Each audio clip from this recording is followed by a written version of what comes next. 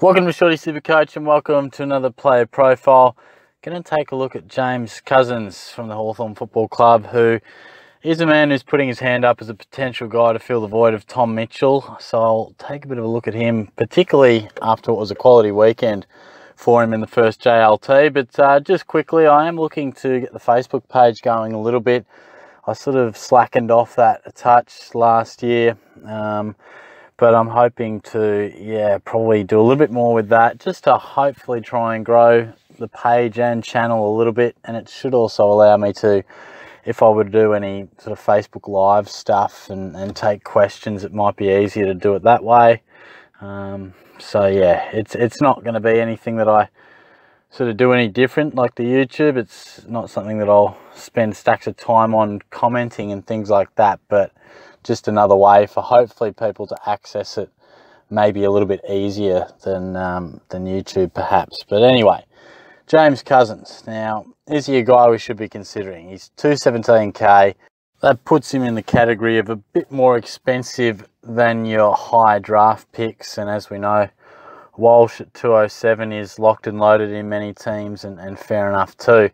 So I guess the question is, how much of a lock is Cousins? Is he a lock at all? Now, on face value over the weekend, he was outstanding. He didn't put a foot wrong. You know, he racked the ball up, scored 100 odd SuperCoach points, just really looked at home around the contest. And so he should, because his numbers at VFL level and through his junior days have suggested that he can always be this type of player. Now, obviously he has limitations in some regard, because he wasn't taken high in the draft. You know, he's had to work his way through the rookie list and things like that. But everyone talks about Cousins as a real guy to step up and fill the hole that Mitchell has left. And I think Hawthorn supporters would know that probably last year and leading in, that he was a guy that would develop into a real accumulating midfielder. But for us on the outside that don't follow those clubs as in-depth and those types of players on the list, I think he was a fella that for me, I was like,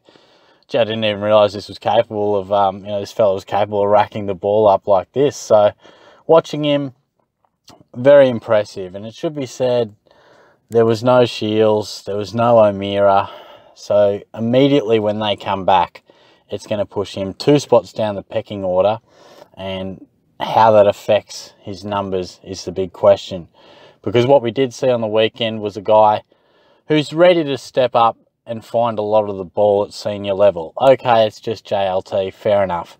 But what I really like is that he did it in the practice match or the intra-club match, whatever the one was before this.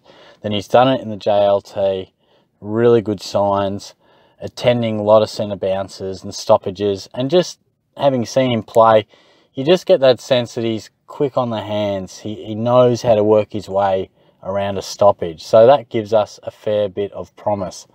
As I said, how will his numbers be affected in a full-time, full-strength Hawthorn midfield? Now, I think one of Warple or Cousins is going to have a really good season. Perhaps they both do, but I think the one that benefits most from Mitchell's absence could really average mid to high 80s. I think there's definitely possibility for them to do that. Now, Cousins is obviously the cheaper of the two. We're going to have to see some more JLT stuff. Perhaps Hawthorn play a bit more of an experienced side. But he did not put a foot wrong at all. Now the question, if I'm putting this into theory, putting it into actual practice, trying to get him into the team, I was playing around with my side and thought, I wonder if I could work him in. And just in the case that I thought he was a must-have. And it was proving difficult. Trying to find that extra 100k just to get a bloke is tricky. I was looking through my back line. No, I like everything there. I was looking through my midfield. I don't want to change any of these guys. And, the only real position I could see was potentially the R2. Now, there's no point doing your head in at this stage, because someone could get injured or go down next week, and all of a sudden you're forced to make a change and you can get a bit of coin freed up via that. But it's always the case, isn't it, when you need to get a guy in, or you feel like someone's a fella you really need to have in your team, well, you've got to break someone else too, because generally speaking, in these instances, you need to find coin to do a little mini upgrade.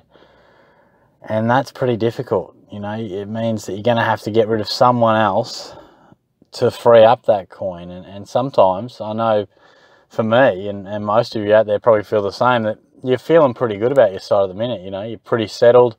You want to assess the JLT.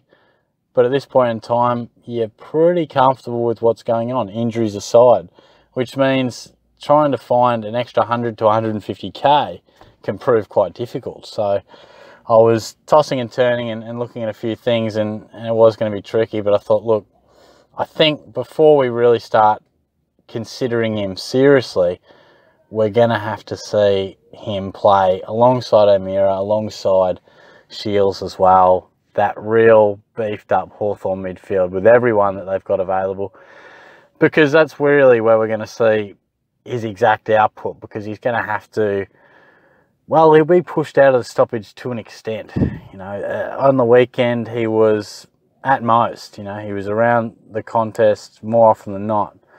But when those other guys are running through there, and there's always a few more guys, you know, maybe Wingard plays in the early stages of the season too. Does that make him the 4th or the 5th guy in the chain? And all of a sudden, he's not mopping up around the contest as often. He's on a half-forward flank a little bit more than we would like. He's not right in the guts. He's, you know, the 2nd or 3rd guy out around the periphery of the stoppage.